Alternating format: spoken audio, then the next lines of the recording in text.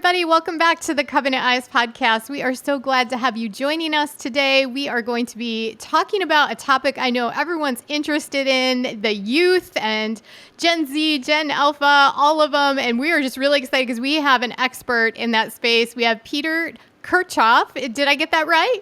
You got it. Yep. Awesome. Yes, he is the National Ministry Specialist of Campus Life Middle School, Youth for Christ USA, and is a dedicated individual for providing hope in Jesus Christ to the generations to come. Youth for Christ has been a leader in missional youth outreach since 1944. Wow, that's unbelievable. And it is dedicated to uncovering God's story of hope for the next generation. For 80 years, Youth for Christ has engaged young people in authentic Christ-sharing relationships while walking alongside them through pivotal moments in their lives. Pete, it is so good to have you joining us today. We are really excited to have this conversation. We're going to be talking a little bit about the rise of faith in Generation Alpha and Gen Z, which kind of bucks the trend. We've heard a lot of things about those generations, about how they're leaving the church, but this will be a fascinating conversation. But welcome to the podcast. Thank you. It's good to be here. Yeah. Yeah. I am so passionate about teenagers and about faith. And that's how things got started for me. That when I was in junior high, I had two friends that saw I was getting in trouble all the time.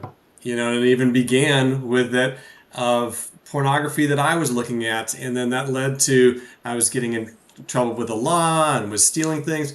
But my friends, sixth grader and eighth grader, they saw that and they basically came and said, Pete, this isn't going to go well for you. And through their youth group, they had been trained of just how to, in a relational way, talk with me about Jesus and my need for him.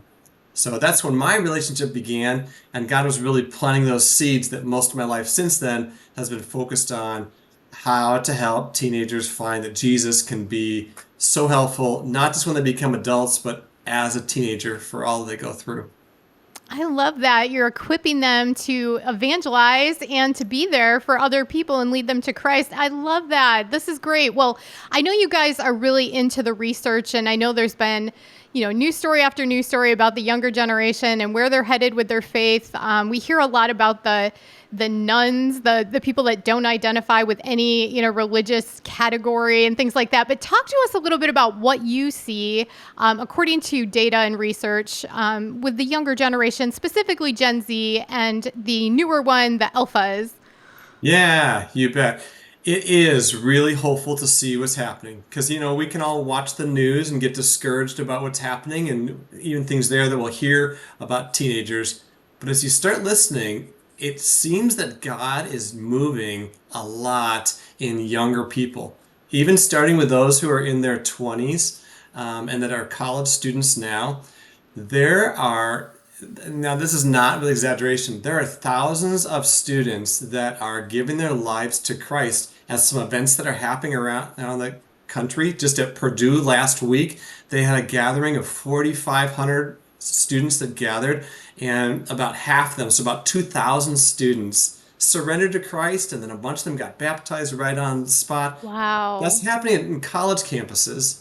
And as we move into high school age, that really comes down to the lower limits of what Gen Z is. That would come down, Gen Z, the youngest of Gen Zs are those who are sophomores in high school. So it's those who were born in 1995 to 2010. And they have been showing much more openness to the gospel.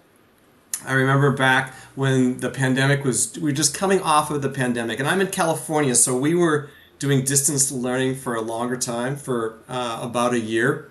And as when students returned to school, I was going to a junior high, and those eighth graders, they were so eager to talk and very accepting of adults and of talking about spiritual things. I've been doing youth ministry for a couple decades, and more so than ever before, I saw that the teenagers are really open to that interaction and talking about deeper things. But then you move into Gen Alpha, and with research that's been done, it's showing that they are very open to talking about spiritual things. Now, Gen Alpha does not have as much exposure to religion and to Christianity but they are very open to talking about it. Springtide Research did a study about a year and a half ago with 13-year-olds who at the time were the oldest of Gen Alpha. So Gen Alpha is those who are born from 2010 to 2024. So it's basically our babies up through freshmen in high school. And when Springtide Research did this study with 1,000 13-year-olds at the time who are now our freshmen, they were asking them of how open they are to learning about Christianity and if they consider themselves religious. And 66% of them identified with a Christian view, but it increases. 74% consider themselves at least slightly open to religion, but 82% consider themselves at least slightly spiritual, slightly on the low end to those who consider themselves very spiritual.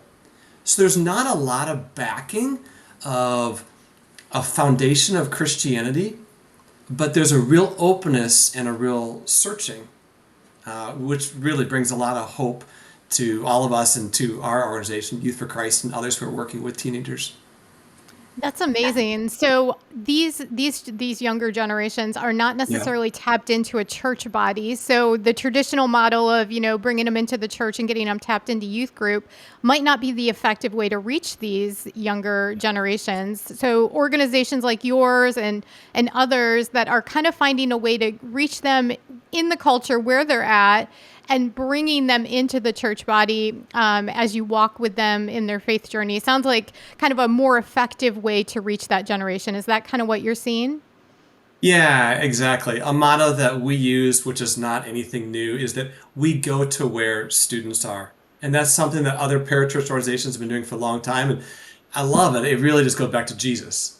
I mean, Jesus did spend time in the synagogues for sure, ministering to people there and trying to show what the truth was, but then so quickly was going to where other people were, of hanging out along the water's edge where the fishermen were, going to the well, and then just spending face to face time with, I mean, we can just go down the list of Zacchaeus, the woman at the well, Nicodemus coming to him at night, all these one-on-one interactions that begin with Jesus going to right to where they're at.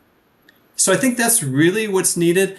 I mean, I'm a Gen Xer, so that's a couple of generations Same. back. But, even back to that, as Gen Xers, we started to have some skepticism as we were seeing people often in the limelight falling. hmm To overcome that, and now that there's so much social media and we're just hearing so many voices, trust is really what's needed. And in order to establish that, it involves going to where they're at and building that relationship with them. That's So that's what amazing. Youth for Christ is really built on.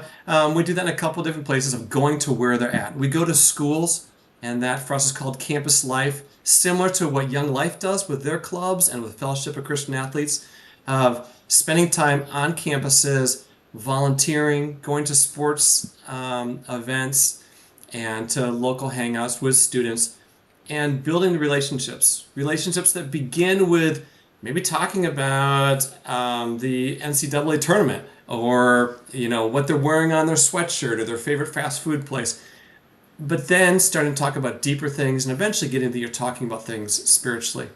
So with Youth for Christ, we do that at schools. We also do that with institutions. I think it's about 1,000 different juvenile halls that we have staff and volunteers that each week are going and visiting boys and girls who are incarcerated, who have a lot of interest of talking about God and how can faith help them through that. So we do that, and that's called a juvenile justice ministry. Also, in neighborhoods, we have our city life ministry that is more geographically based in a city area around a couple different blocks. And then just a couple other areas. There's so many students also that are in military families and that are grouped around bases. So we have our Campus Life Military that either works on the bases or at schools nearby those bases. And then we also work with a lot of deaf students with our Deaf Teen Quest, where there's a similar need. And actually, we don't think about it very often, but a really unreached group of students to give them hope of how Jesus can help them out. Wow, you guys are like everywhere and you're doing amazing work. So, talk to us a little bit about obviously, you must have a very strong volunteer base and people that work with your organization, but how do you get Christians involved in this work? Because there's such a need and you're in so many different places. It takes the whole church body really to engage in this effort. It really does, and not just for our organization, but these other great organizations like Young Life and FCA and others. And we are not a church. We are driven by the church, and we're parachurch. So that's always a big challenge, is terms of finding people that have that availability and that passion to want to go spend time building relationships with students. So it's a lot of networking and a lot of just inviting others and asking others to come to a club or come to school with us and see that it can be pretty natural. I know we all get nervous about different situations, but it's really just building a relationship and talking with students. And I'd say more than anything, that's what I want to encourage is that those of us who are not Gen Z or Gen Alpha, we have a great opportunity to be building relationships with these students because there is a increasing amount of interest that they have to want to talk about these things. But unfortunately, right now, there's a decreased amount of volunteerism, of adults being involved. And, I don't know if it's different than when we were younger, but students are really drawn to adults. It's been said that a student is drawn to the oldest person in the room who will respect them. So they're not always looking for the coolest person or the person who's closest in age to them, although they do enjoy that and they can relate to that. Um, People of all ages can be awesome volunteers, up into retirement and into an older age as well. Yeah. So really, there is a place for all of us in that bigger picture. I mean, if you have a heart and a calling to serve in this way, there is a place for you in organizations like this. I love that. Well, talk to us a little bit. You have an initiative, I believe, that's called the Kingdom Innovation Lab. Is that correct? Yes, it is. Yeah. Yeah. Okay. Talk to us a little bit about what that's all about and just kind of walk us through what that looks like. Yeah. Being in an organization that's been around since Billy Graham back in the 1940s, as he was one of the first staff employees, there are people of all different ages who work with Youth for Christ, similar to other organizations. And it can get to be that those who are more senior are the ones who are looked at to develop the best ways to minister and who are leading that. But what we would really like to see and are striving for is to equip and release and encourage younger people to be involved in building these relationships, but also in building the best ways to reach that next generation. So the Innovation Lab is just a creative way to try to release young people to dream and to dream about how to do ministry the best. We have people that are on our staff from outside high school, 18, 19, 20 years old, all the way up. And so those younger ones in their 20s, we did a project this last year where I'm not sure exact number, probably about 24 of those students have spent this school year dreaming of new different ways that we could reach out to teenagers. And they worked in groups, they did a lot of calls and interviews and asking their peers about what's the best way to reach out to our younger brothers and sisters who are Gen Alpha. And then they did a week-long retreat together in Florida with some facilitation where they dreamed on different projects and what's the best way to continue doing ministry. That's something that we want to bring back to our chapters. We have chapters in about 30 different states, so about 100 different cities, for them to keep dreaming and for them to have the ownership to create new ways to do ministry. So that's the innovation, and a place to do that is an innovation lab. Our headquarters for Youth for Christ are in Denver, and so in a new building complex there, we'll be creating a good conference space to do that. But that really can happen any place. Yeah. I love that. And you're empowering the people closest to the situation, the kids on the ground with other kids to come up with these ideas of how to better reach and serve. I love that. That is so wonderful. And you're empowering those young people also to potentially, find a path in ministry or some other, career path that might be out there for them in evangelism. So I love that. Let's talk a little bit about, as you guys are working with the youth and you are partnering with local community churches and things like that, what are some of the biggest frustrations that you're seeing from ministry leaders who are so passionate about working with the youth but are having trouble like recruiting and getting youth to come into the church and to join the youth groups? Like, talk to us a little bit about some of your interactions and ways that you've helped them. Yeah, you bet. This last couple months, I've been helping a new high school outreach get started just north of me in Stockton, California. And at that school, it's pretty neat to hear what's happening. There was a Bible club that's been going on for a long time that has had 10 or 12 students coming. And they were hearing about campus life and about Youth for Christ, and they asked if we could do campus life there. Well, Morgan, who's on staff and up in that area, he spent time talking with those students and that teacher advisor about how this is really different than a Bible club. This is really for all those students who don't yet believe in Jesus and are maybe not even thinking about God or talking about it with others yet. And he spent time talking with them, and it turned out those students were up for trying something new and being willing to do that. So in January, they launched their Campus Life Club. After a couple weeks of at lunchtimes inviting students and doing some games and letting them know this new club is going to start called Campus Life. And it was about 42, 45 students that came their very first time. And it's so fun to watch these students in the Bible Club hosting it. When I was there 2 weeks ago, I saw Erica, who's this petite junior, who's the president of the Bible Club and now kind of the president of Campus Life. She had the guts to do the little wrap-up teaching about who Jesus is and how God can be so helpful for us during high school. She did that at the end, and she taught for 15 minutes. And like normally one of us adults, we wouldn't teach for that long, and maybe like 5 to 10 minutes. But they were listening so closely to her, and man, she must have been sweating, but she did a wonderful job.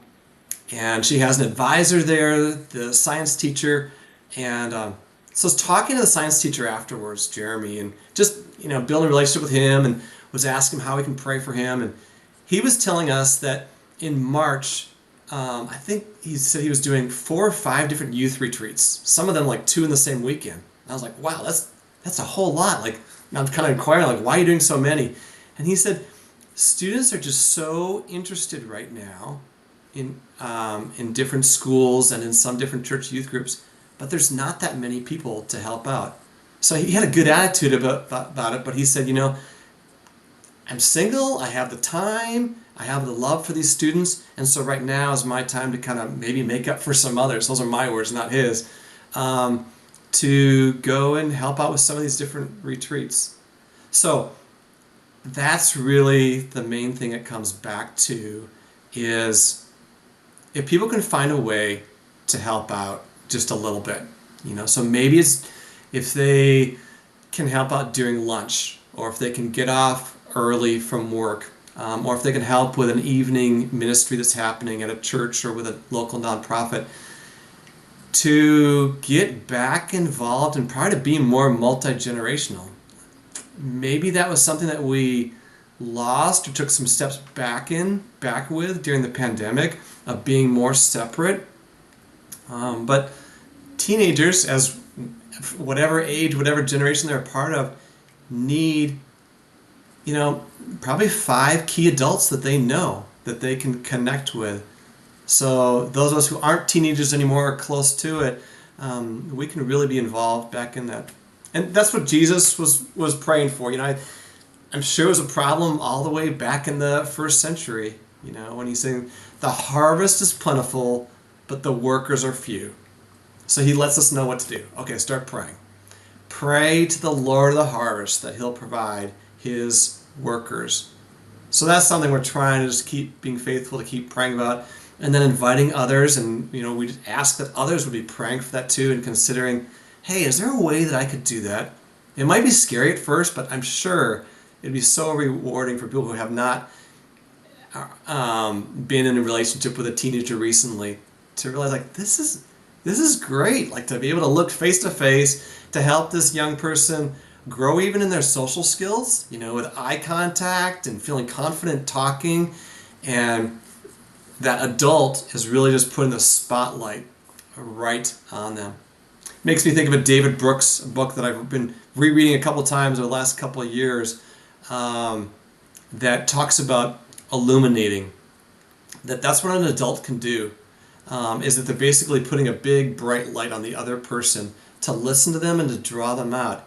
And in that, build that trust and then to be able to talk about faith.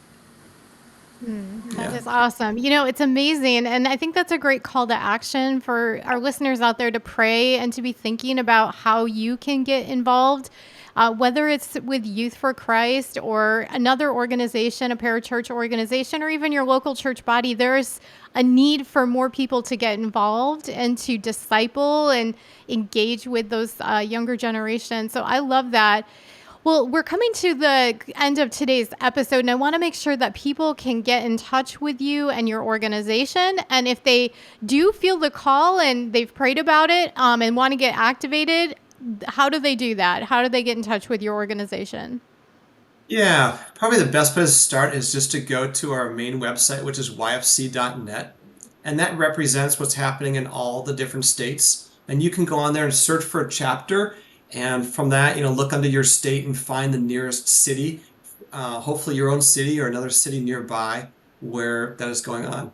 If there's not Youth for Christ in your area, I really encourage you to find out what are some of the other organizations that are doing outreach in the schools, or in the juvenile halls in your area or with your youth group. But yfc.net is the main landing page to get started learning more about these ministries and possibly where it's already going on near you that you can plug in. That's awesome. We'll put all the links in the show notes for our listeners that might be driving or working out at the gym. That way you can check it out when you get home safely. With that, we're going to bring today's episode to a close, but can you leave our listeners with just some words of encouragement and hope about the next generation and what you're seeing at the ground level? Yeah. It reminds me that even though we're doing this in 2025, this is what's been happening all the way since Jesus. And Paul talks about this in 1 Thessalonians 2:8. He says, we were delighted to share with you not only the gospel of God, but our lives as well. And that's what our opportunity we often use this term of to give life to your story. Each of us already has a story of what God has done and keeps doing, but we bring life to that when we can share it with someone else we work with or with a younger person. I love that. That's a great way to close today's episode. Well, Pete, it has been an honor to have you on, and thank you for the work that you guys are doing at Youth for Christ. It is important work, and it is being very fruitful out there. So thanks again for joining us. And to all of our listeners out there, thank you for tuning in to this episode of the Covenant Eyes podcast. We'll see you next time. Take care. God bless.